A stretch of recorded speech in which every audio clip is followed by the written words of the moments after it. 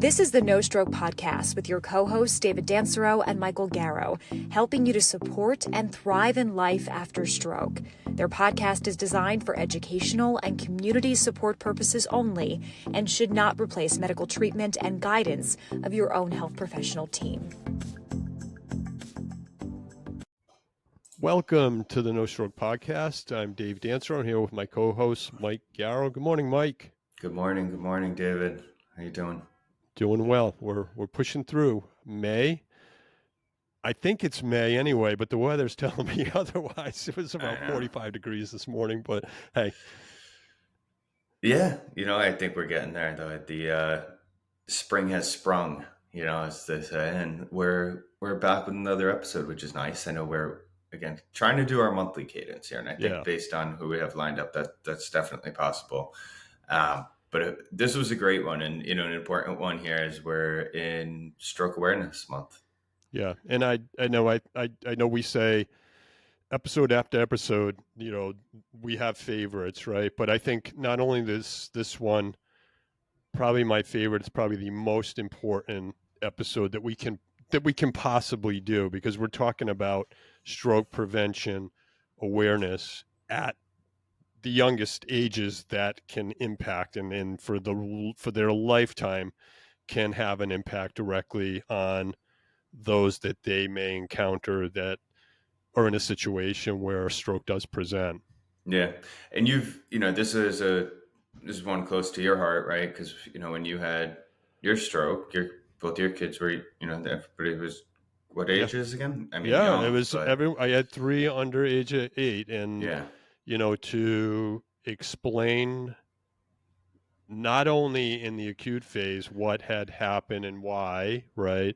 Trying to dive into the brain for a 3 and a 4 and a 7, but then also you're presented, and we get into it in this great episode, you're presented with the reality that you're at home with your young kids as a stroke survivor, and you have to have a chain of emergency response in the event that you're the only adult in the room and you're having another event. So the topic we're going to get into and cover, it's just a brilliant way, and it's a way that I've been in this for a good part of my advocacy career. This has been something that has been of utmost importance to try to scale because of the impact that it can have. And I think it's important, just take a couple minutes to kind of walk through what you were thinking with, Bright Minds, and maybe the roadblocks, right? Because there's a point that you hit with trying to get this into the school system, which I think is, what they're trying to, the discussion we'll have today of how they're trying to kind of push this in, maybe a different approach, but it would just be good to kind of share your experience and some of your blockers. Thanks, Mike. I appreciate you giving me a moment on that, because, it's, when I looked everywhere to see what was out there for resources, I just figured someone, and we're going back, for those that are joining maybe for the first time, I'm in 18 years of survivorship. But when I was trying to figure out how we explain trips back and forth to the hospital when my kids were, there, and then reaching out to the school system, I quickly got involved in the school committees when I was able to get back on my feet. And I alluded to it a little bit in this episode, that there were 3 key incidents. One, going back to my first TIA, and I do mention in this episode, I was told by a coach when I had an event on the ice at 17 that it was a pinched nerve, so that was missed. And then fast forward, 2 young survivors in my community also had events that weren't recognized right away by a parent and also a referee on the ice. So, and I'm writing about this in my book, not to do a teaser, but it's fresh on my mind. And 2 really big roadblocks. You asked me what were the barriers to being able to scale. One, honestly, came from American Heart, American Stroke, when I had 2 failed attempts at writing grants. One was in, when you talk about mission and motivation, I don't like hearing no. And, as an athlete, I think you can relate to that.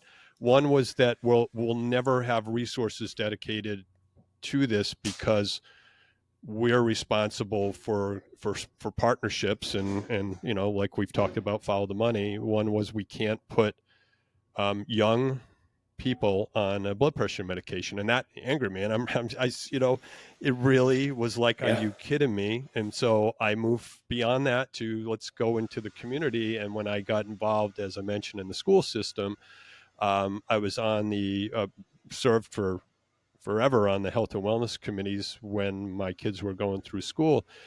And one of the committee members, the school committee member, told me, hey, well, we'll never have funding for health and wellness and nutrition because the committee just doesn't have the funds to be able to do. And that's when I went and tried to write another grant through Aetna and CVS on healthiest cities and towns to try to get, so basically I had a lot of no's. So I have a lot of lessons learned, but I had a lot of, to get to the point of this, and what makes this project different is you have two very committed partners in this. Yeah. And the other part is the secret sauce that you'll hear about is you're putting this in the hands of the bright ideas. Because it was my young son at the time, at 4 years old then, was always like, one of my grants was basically Bright Minds came from his term he used to always use,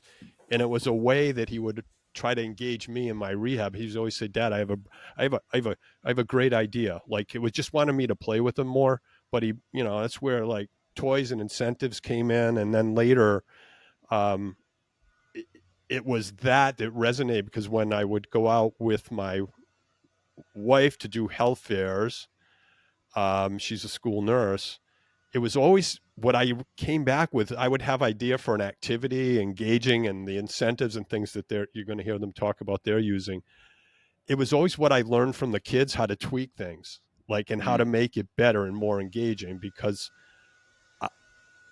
it was just the way that I was like, you know what, that's brilliant. Like, and that's how a younger, or someone that you wouldn't think would have an awareness of what's going to make that better.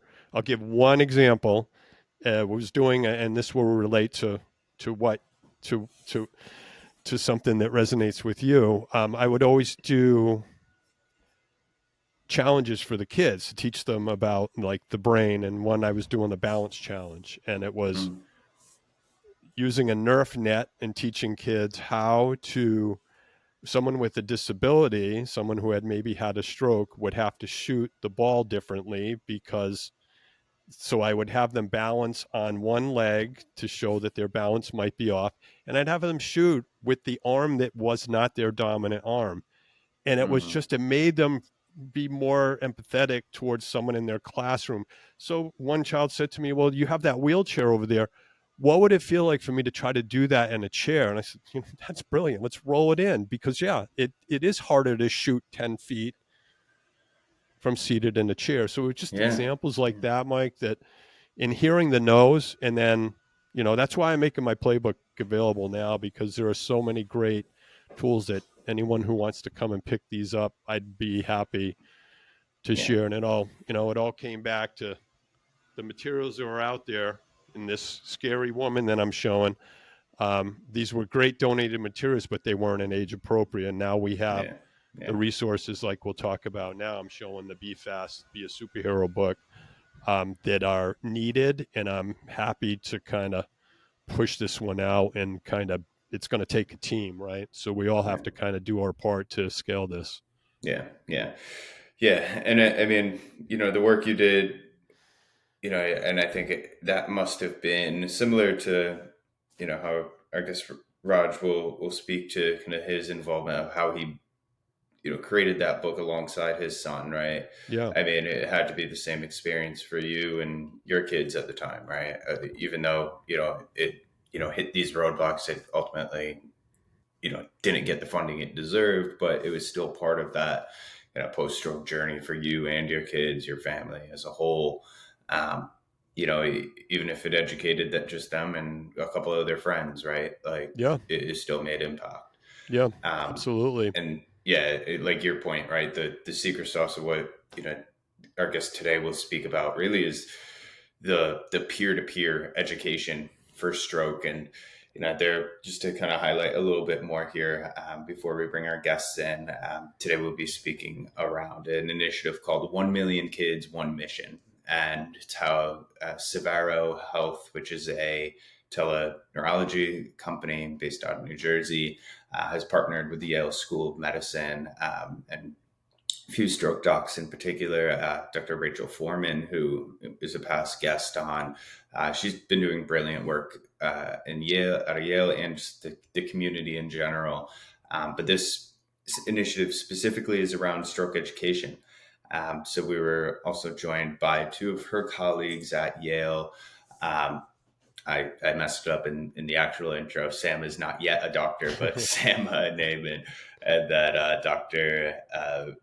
Rebecca DiBiase. Yeah. So Sam didn't mind hearing that. He was almost ready for it. But so those, between Rachel and Raj from Sevaro, they really saw this importance of partnership, right, to being the key.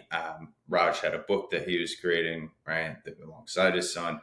Rachel and the team were doing some great work in the prevention space, and said, look, let's kind of come together on this. And, in this episode, we highlight, that origin story of how the partnership came to be, and really the work that's happening in the classroom right now, and kind of plans to scale to reach that mission of 1 million kids. While it's, definitely, as we say, right, in the episode, it's, quite a lofty goal. I mean, you need to set those ambitious targets. And I think, like you were saying, right, between the partnerships that we could support, and kind of getting this, out through our audience, and, others that we're connected with, right? It's kind of one small piece of the puzzle. But I think it's a brilliant program, and, has the right framework to scale with, they're even offering scholarships to kids, which is super unique as well, to kind of bring them in and have ideas of, hey, how could we help with prevention? So all great stuff that we'll cover here. But again, I thinking back to last year, right? Last year, for Stroke Awareness Month, we highlighted Vivistim and some of that, work that's happening in more of the rehab space, right? But that's some excellent work. I think we'll have them on. They actually just released an outcome study of some of their work. So I think we'll be highlighting that. But this one was just, it hit different, I think, in the prevention space, in the youth education, a really important episode for Stroke Awareness Month. No, I agree. And, we talk all the time, the best outcomes after stroke is the one you never have, or the one that's caught and you intervene. So this is probably the top, again, of importance in all the great episodes we've had. And I shared this with you and Dr. Navarro the day after this episode recorded.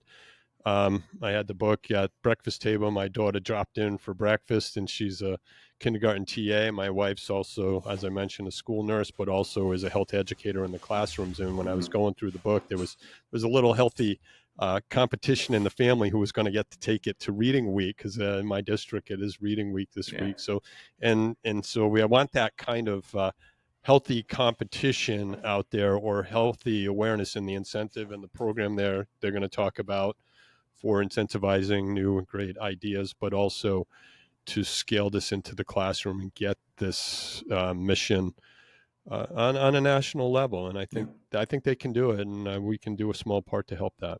Yeah, cool. So as we transition here into our interview, no need to wait. Spotify continues to play in the background. Go down, shop on Amazon, go pick up the book.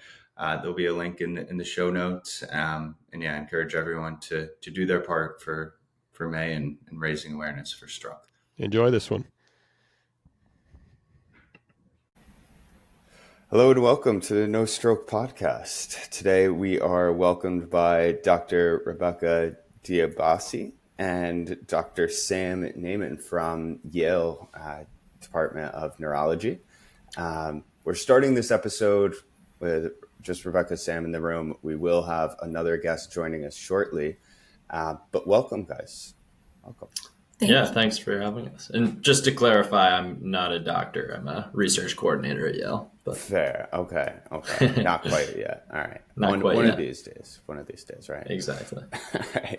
But I appreciate the. Fair. All right. Well, let's start with you, Sam. Why don't you kind of give us your background, how you got to your position today? Little background for the listeners. Yeah, so I'm Sam. I'm a research coordinator at Yale. I'm here working on mostly stroke clinical trials while I apply to medical school.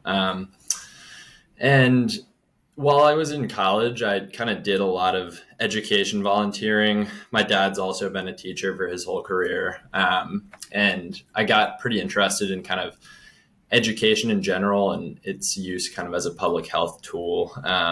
And decided to actually do my senior thesis in college on educational interventions. So when I came to Yale and got connected with Dr. DiBiase and Dr. Foreman to work on this, stroke education project, I was super excited and have really enjoyed the experience so far, and definitely think that education and education research is something I want to keep up with throughout my career. Nice. And, it seems like it's in the family, right? With your father doing that. So it's important work, and, really looking forward to today's discussion around, how you guys are working in the school systems to, really talk around an important topic. Obviously I talked a lot on this podcast, but one I know is close to David's heart as well around, youth education and some of the work that he's done. So this will be, an interesting one for the listeners. So Rebecca, why don't we jump over to you? Sure. Now you are the doctor in the room. Don't tell me. Yeah, okay. Good. Okay. Hi everyone. My name is Rebecca. Great to meet you. Thank you so much for having me on here as well. So I'm a stroke doctor at Yale. Technically an assistant professor, started this year at Yale after finishing up all of my training in neurology and then stroke. And I think, first of all, what really drew me to stroke in general was just the patients first and foremost. I just loved working with patients with neurological diagnoses in general, and then stroke specifically, because you really get to build this long-term relationship with people and help them to sort of cultivate the recovery that they're looking for, and just work on lifestyle improvement and how to get them back to it, the life that they want to go back to leading after they've had a stroke. So I love that relationship you have with patients. And then another thing I really liked, which sort of brought me to the education space, is stroke really happens so commonly. It's really, really prevalent. And people who, are even hospitalized, for instance, on other services for other things, we'll find out that they had a stroke, and then we'll get called in to help. And a lot of other providers sort of are eager to learn about stroke. And then obviously people in the community as well. And so there's so much, there's so many opportunities for education, both among medical providers and then, among everybody out there in the public space. And I really love that education component that stroke lends itself so easily to. Thanks for adding that. And guys, it's really want to thank you both to get 2 out of 3 so far, folks in medicine on a Monday morning. First thing to get, to share this educational piece is very much appreciated. So when you came up with this idea, what is the origin story? How did it all get started? This one, and maybe Dr. Narula can maybe jump in later too and add to it, but describe, how did this get started to bring this stroke education mission into the school system? Sam, do you want to start? Yeah, sure. So, I think Stamp Out Stroke is kind of a broader initiative aimed at, reducing, helping educate the public kind of about stroke risk factors, stroke symptoms, and why it's so important to get to the hospital quickly when you have a stroke. And Stroke Busters is like a subset, a part of Stamp Out Stroke that's aimed at, educating youth. And I think the general idea is that, the students in schools are, often around their parents or grandparents when they have a stroke, and can be, really crucial kind of first responders, people that could, recognize the symptoms and call 911 quickly. Obviously, like, stroke can be an issue in students as well. So, educating them on kind of the risk factors and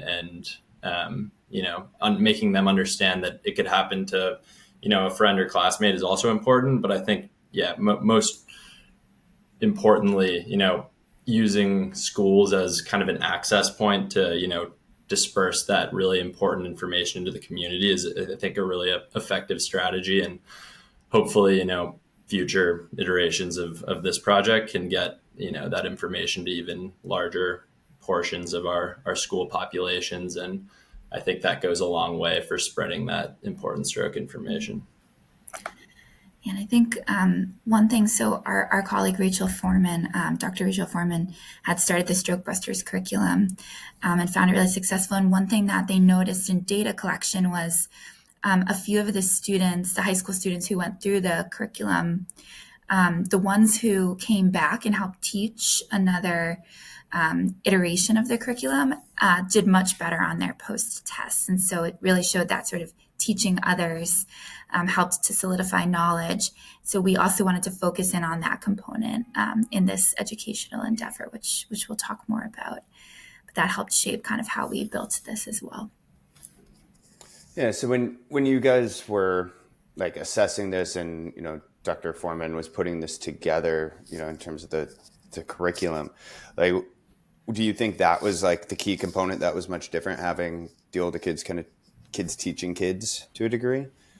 Is that, Yeah, I think a lot of past initiatives have really been kind of, one-off sessions in schools, or maybe like a couple of sessions. And I think that's pretty common with a lot of, similar health education interventions. But I think the innovative part of this was the idea of kind of having students, go forward and bring that knowledge into their communities and teach kids as well as adults, what they learned. And that gets them to engage with the content more longitudinally over a couple of weeks or months, and also, serves the role of spreading that information more broadly. Great. So, we're now joined by Dr. Raj Narula from Sevaro. So, Raj, welcome to the room here. This is a very, as a good friend of another podcast, is meticulously unproduced podcast. So welcome. We're on the fly here. Welcome, Raj. Thank you. Thank you for having me. Appreciate it. Excited. Of course. And as David said this morning, right, to have, folks in medicine here on a Monday morning call, thank you guys for making the time. It does. We appreciate that. So Rebecca and Sam have been kind of walking us through the origin story here of the effort from the Yale side to kind of get the Stamp Out Stroke and Stroke Busters program started. So, Raj, why don't you jump in here with, the perspective of, well, let's start maybe with your role and a little bit about what Sevaro is doing. Yeah, no, thanks. So my background, I'm a stroke neurologist. So I'm the one that is actually seeing patients when they arrive to the ER when they're one of the worst days of their life and their family's life, when either they couldn't talk, maybe couldn't move their arms or legs, they were paralyzed. And the goal for me and my colleagues around the country that specialize in stroke and neurology is to help these patients and their families in that moment. And the unfortunate part is we are always left with this feeling of we could have treated more patients if they arrived sooner. We could have helped them through this recovery and during this time if someone had recognized their symptoms faster and called 911. So we're always in this situation of thinking, how else can we help spread awareness about these symptoms? And every 40 seconds, someone's having a stroke. Every 4 minutes, someone's dying of a stroke. We know these are preventable and reversible if patients show up to the ER in time. So I'm a stroke neurologist. I started a company called Sevaro Health, And our goal here is really to work with hospitals across the country, and through a partnership there, help them treat their patients in the ER. Within a 45 seconds, we can get a stroke doctor, taking care of these patients. Amazing. So, it sounds like, with the work that you're doing with hospital systems across the country, right, really in that acute stage, being able to get, especially rural hospitals, right, connected in with the neurologists at the right time. You already have a network, obviously, of, based on your background as a neurologist, but as the company that you're driving forward here, you're, again, connected within a network of hospital systems. But why don't you talk us through kind of, how this program came to light with Yale and the partnership, with the work that they were doing already with Stamp Out Stroke and some of your initiatives. Let's kind of talk how, these two orgs came together. Yeah, so this was about a little over a year ago, more of a passion project with my son, who's 5 years old, and we read books at home, as every household does. My son, he sees me treating patients from home through telestroke. He knows how to recognize strokes and bleeds on a CAT scan, and this is a common thing that we talk about in our house. Our family, being a stroke doctor, these are things that I try to educate our family and friends about as well. As we've read books and always trying to think of new books and new topics to talk about, I said, there isn't anything out there that really helps kids understand how to recognize these signs. And as I now have 3 kids, now he's 6, and I have twin girls, they're the ones that are actually with grandparents often. And this is not only our family, these are families all across the country. As we know, the elderly population is at the highest risk of stroke. However, we're seeing strokes in younger and younger people. And, we're always, as an industry, want to make sure we can spread this awareness as much as possible. And we've tried, and we continue to do that. And the concept here was, well, if we're able to really teach kids how to recognize someone having a stroke, they might be the ones that can save their grandparents' life or their parents' life before anyone else. And that was kind of how we thought about, how do we write a book, and in hopes that we can get this into the hands of families that will then read this book to their kids. Through that, the kids are learning, but then also the parents are learning as well. So we thought, and we were hopeful that we could just get a handful of people to be interested in this, but Dr. DiBiase and Rachel Foreman reached out from Yale after we had published the book and said, we have a similar initiative and goal. We really believe in the power of educating the next generation around stroke awareness. And just through that of a like-minded approach of starting with the next generation. And I know if I grew up learning about these symptoms, I bet throughout the course of my life, I might have come across someone that I could have helped. And we're all very passionate and motivated by this. And we've been very lucky to have Rebecca, Sam, and Rachel's support. And they said, we have a Stroke Busters program.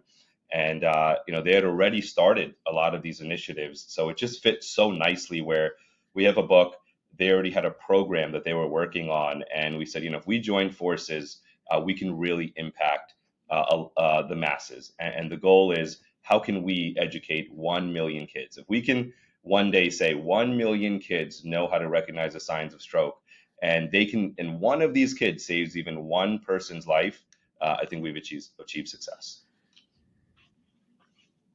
Excellent book. Mine came over the weekend. So this is the book, honestly, I wish I had when I was trying to explain stroke to my kids some 18 years ago. So thank you for filling a need. And I just, I like the way that you went through the Be Fast. So the title of the book, as you mentioned, is Be Fast, Be a Superhero. You went through all the stroke warning signs. You did it in a non-threatening way.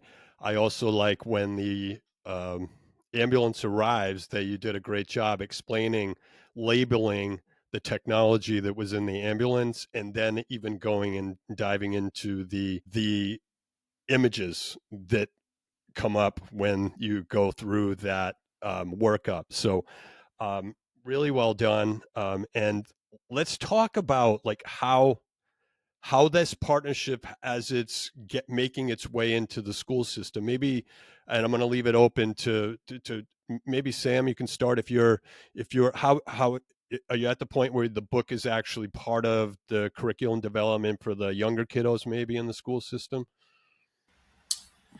Yeah, I mean, so right now we've mostly been working with high school students over the past few weeks and months. But, part of this initiative is giving the book to every high school student that we interact with, and having with the hope that they'll kind of take that forward and use it as a way to educate, any children in their life.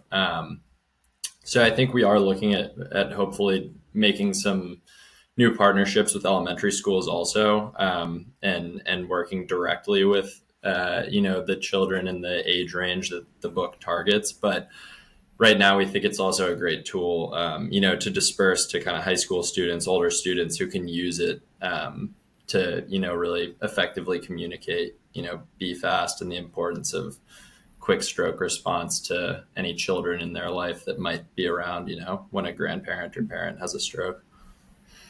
And when we give it to the students too, we give them an incentive. So for every classroom we go to, we say, if we calculate out what would be like an average of 10 people per student. So if they hit this specific number target within their classroom of teaching X amount of children about stroke, then they get a pizza party that we throw for them.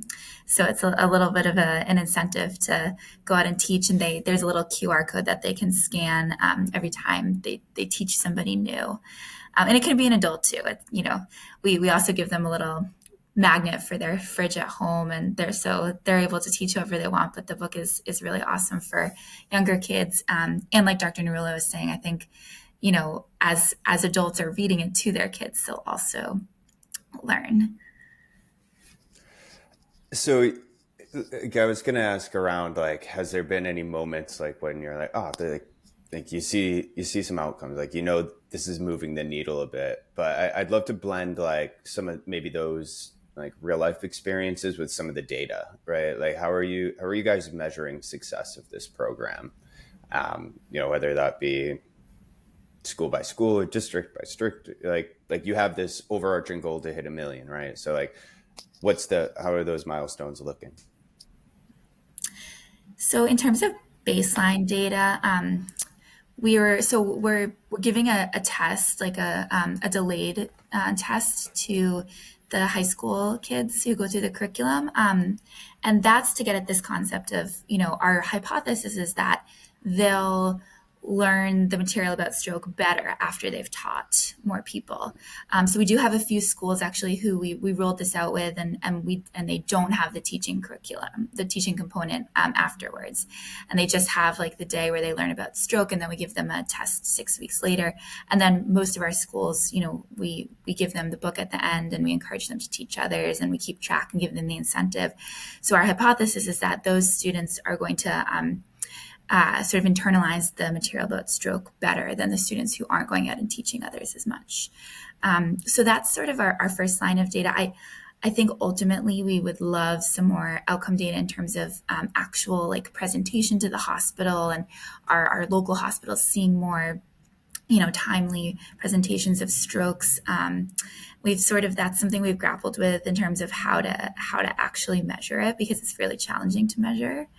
I think Dr. Narula has some cool, like just anecdotal stories. And I know Dr. Foreman as well had some anecdotal stories about kids, helping to bring grandparents or parents to the hospital, or call 911 for them. Yeah. So we had an interesting story where, this is where personal life met professional life. And we had given one of our first few books to our nanny's daughter, who is 7 years old. And about a week and a half after we gave that book to her, we get a call at 10 o'clock at night from our nanny, which is unusual from her house. And she says, "Hey, I'm a little worried about my mother. Would you mind, assessing her?" And so obviously we did. We just hopped on FaceTime real quick, which is not how you would typically do that. But we hopped on FaceTime. I examined her and, her mother. And her mother indeed was having signs of a stroke. And she told us right then, she said, as soon as we saw this happen, my daughter said, go grab the Be Fast book. We actually went page by page through the book, realized that her mother was having these symptoms. And at this time, even though it was pretty late at night, my son heard the commotion. He got out of bed. He wanted to see what was going on. And my nanny's daughter was holding up the book behind, on the screen and saying, this is the book I used. And my son is right next to me seeing that happen.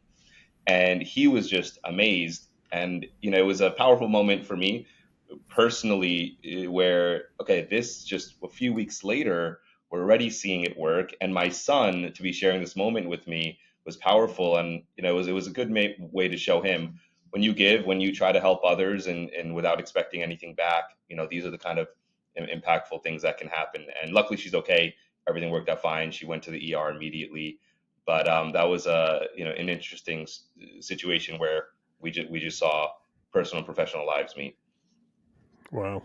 Talk about a true superhero moment for your son too, who was part of the development of the book and getting behind that, and then seeing how in real time how dad was able to be part of that solve. So that's the trickle down part to all this too, right? You and by getting into the school systems and sort of demystifying, stroke can be scary. It can be scary even in a high school situation. And I mentioned to all of you on a prep call that, one of the reasons that I got involved in trying to do more is because there were three things that resonated with me early on. One, I had a stroke on the ice at 17, a TIA that a coach said was a pinched nerve. So I ignored it, never told anyone. Fast forward to my adult life, after having a stroke in my late 30s, there were two young elementary and then high school kids that their parents didn't know the stroke warning signs, and luckily someone stepped in and was able to get them help. But this potentially too in the school system, and maybe we can talk, there's sort of some grants and some scholarship opportunities. This maybe can get some future leaders involved in medicine too. Is that kind of maybe part of what you're thinking, is to kind of get more people thinking about that as a career?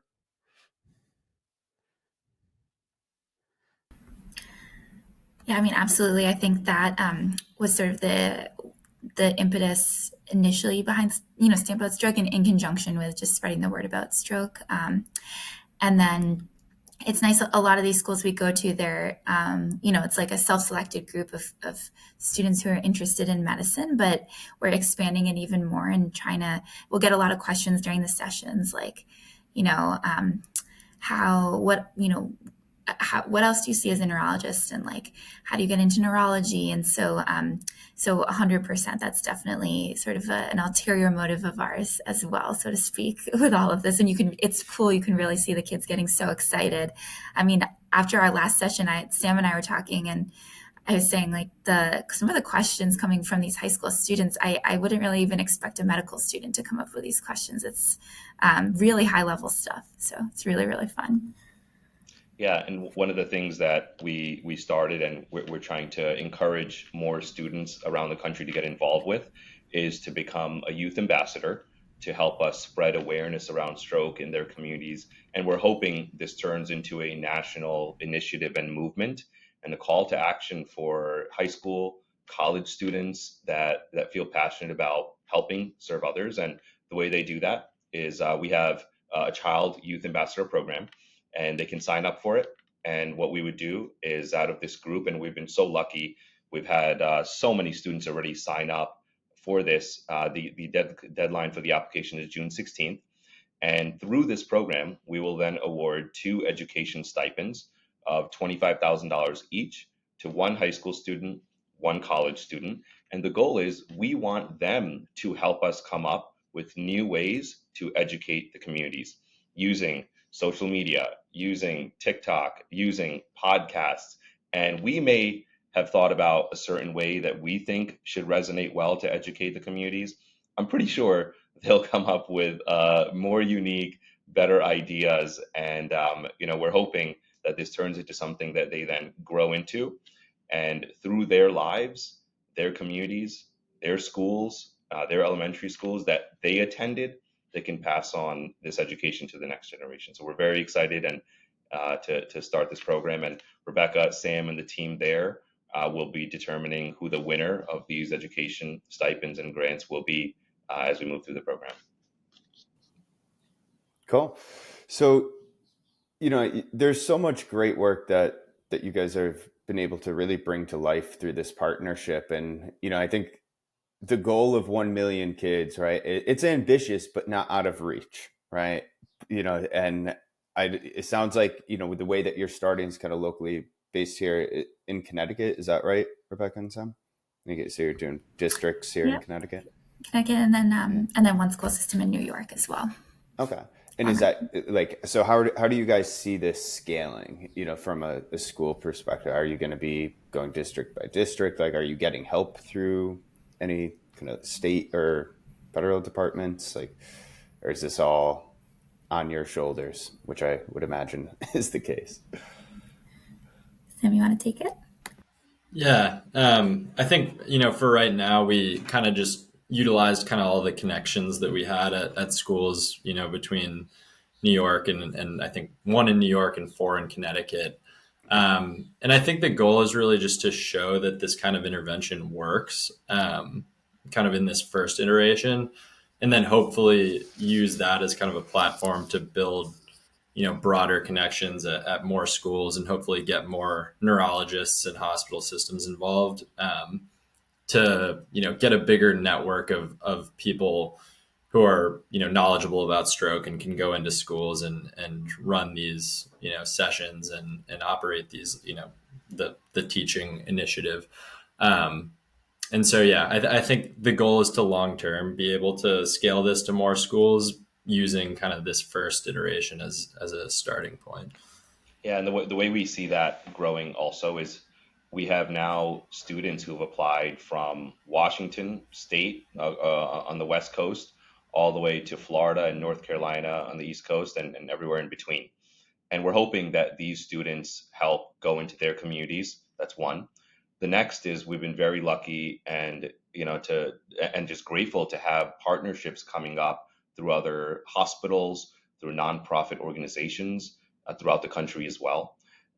Similarly, we have an organization called Toys for Tots, where they give free toys to kids all across the country. I think it was 13 million kids last year. And in partnerships like this, we can really affect the masses and reach a lot more students than we ever thought was possible. 1 million students is definitely a pretty big goal, but we started with 1. And, we think through collaboration, through support, through, people like you both who know the impact of what stroke can have, not only on the patient, but the entire family. And that's important. 1/3 of stroke patients can go through symptoms like depression. But what's super important here is not only the patient, but their caregivers and their family members are also impacted significantly by one person in the family having a stroke. So if we can, change the outcome of one patient, it's not just that patient, it's an entire family that we're able to really help through these types of things. So we'd love to have any partnerships. We welcome collaborations to help us get to this overarching goal for sure. Yeah, and I know we keep coming back to it's a 1 million is certainly a high target, but I think it's completely possible with, you just find that one influencer, right? And with your goal in the school system, you find that young, bright mind, and someone puts a turn on it. And I think especially with what we see happening with cuts throughout the country at the federal level, I think it's going to be partnerships like this that are going to become more and more important, because there's, this leads into so much other, the other message that maybe can get pulled into this is, let's get back to like 80% or more, whatever the stat is, that strokes are preventable. And that means that if we do more early and we educate these young, bright minds that they can do these things, not only on the emergency side, but on the prevention side, to bring that same message into the home that, let's look at our diet. Let's look at simple things like physical activity. And maybe that's a curriculum when things are getting cut that students can take on, whether it be at the high school level, at a capstone, or outside of school time.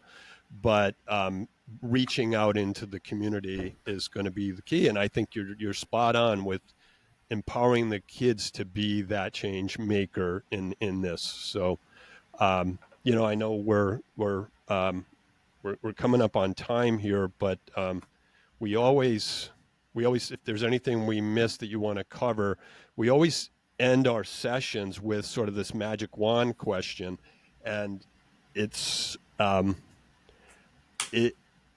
framed a little different, and maybe it can be on the stroke prevention side, but we always ask, if we could give you a magic wand, like how would you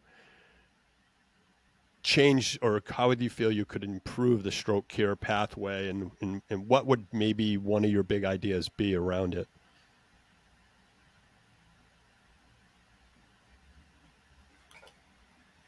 Who wants to start? Okay. Sam, Let's start with you.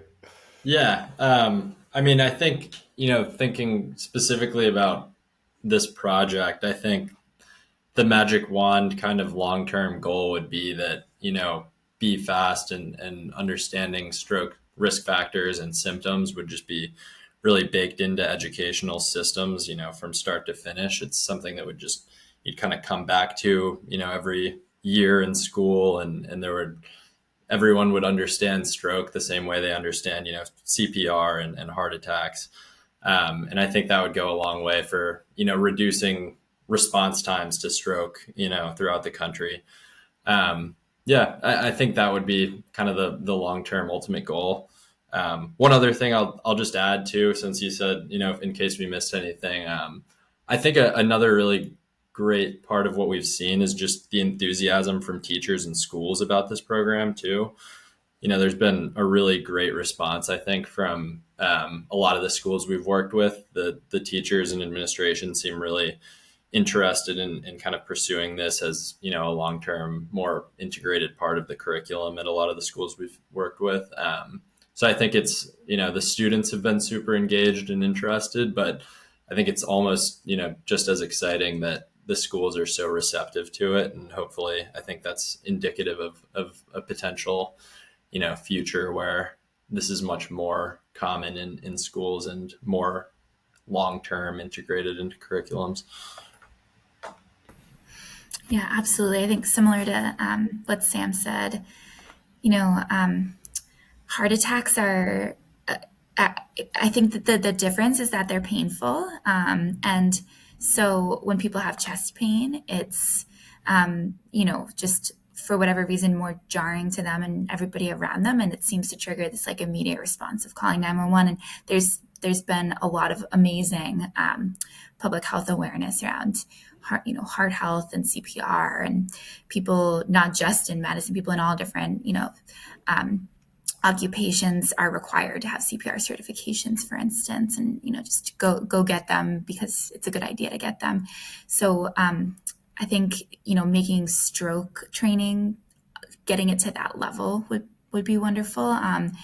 And, for adults, having it in the CPR training. And then for children too, we've talked a lot about how can we make this really, really scalable? And one of the things that came up was if this was actually just part of a biology curriculum, for instance. So really just integrating it seamlessly into what all kids, even like across, across the nation and their school systems are required to learn, would be fantastic. Yeah, and kind of just elaborating a little bit more on what Dr. DiBiase said around heart attacks. So it's so true. So if someone had a heart attack and they survived, fortunately, and they can still live a pretty decent life. You can have dinner with them across the table and you would never know they ever had a heart attack in the past, right? A stroke is very different. If they survived their stroke, they likely could have been left with a disability. Every time they have dinner with someone, they may have a speech impairment, they may have a facial droop, they may have trouble eating themselves. All day, every day, they are reminded they had a stroke, and so is everyone else around them, which is why we're so passionate about changing that trajectory of someone's life, where if we treat them, they can still live a normal life after without deficits. And that's the goal. And the way we get there, like you asked, David, great question. We believe the way we get there to helping more people is our magic wand of education through children, the next generation. Let them grow up through their entire life knowing the risks of stroke, how to recognize them, the importance of not having high blood pressure, high cholesterol, diabetes, preventable risk factors as well, not smoking, staying away from harmful things, and trying to help others, always keeping an eye out and awareness around you. You might be at a Dunkin' Donuts or at just shopping somewhere, and you see someone having symptoms, act. And we made the book very intentionally, like you said, David, non-threatening. We want kids to understand in a very scary, sudden situation, you act, it should not be threatening. Everyone is very kind, polite, things will happen fast, but here's what you do. So for us, we're super excited just around the support we're getting for this. And we're grateful and humbled because we did not expect so many people to be gravitating around this, especially this being Stroke Awareness Month. I think makes it a little bit more special for all of us to see the attention towards stroke awareness. Yeah, and it deserves it, right? Like, just brilliant work. And for the comments you guys made, I think, Sam, your point there with like the teachers really being behind this, right? That's so important, right? Because that's ultimately how these initiatives are going to be driven through the systems. But I think, Raj, there's one more thing that you guys are doing, if I'm not mistaken, something to do with race cars. Is that true? Yes. So, my son loves race cars. Most kids do. We also know that in the stroke belt where NASCAR and racing is very, very popular, the goal is how can we help spread awareness through things that are relatable to the general population, to kids. And the acronym that we all know is Be Fast, right? Balance, eyes, facial droop, arm weakness, leg weakness, speech, and then time to call 911 aligns very well with racing. We need to be fast as we race as well. So we tried to combine that together, and we're very fortunate to partner with Donovan Strauss and sponsored his race car, and we have the words Be Fast on there. And they're doing 3 races this month, so I'll be taking my son there as well. And the goal is, if we can just bring this to light, bring this in front of as many people as possible in things that they normally do.